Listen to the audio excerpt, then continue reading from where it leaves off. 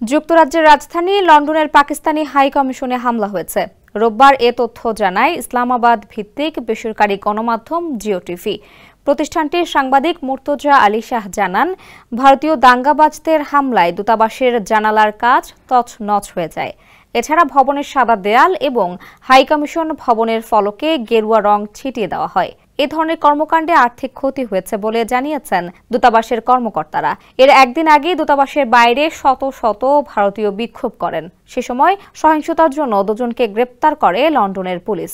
এদিকে পাকিস্তানি হাই কমিশনের বাইরে পাকিস্তানের সমর্থনে পাল্টা সমাবেশ অনুষ্ঠিত হয়। এই সমাবেশে ভারতকে দোষারোপের কূটনীতি থেকে সরে আসার আহ্বান জানানো হয়। মঙ্গলবার কাশ্মীরের পেহেলগামের বৈশরণ উপত্যকায় সন্ত্রাসী হামলায় ভারতীয় সামরিক কর্মকর্তা সহ অন্তত ২৬ পর্যটক নিহত হন।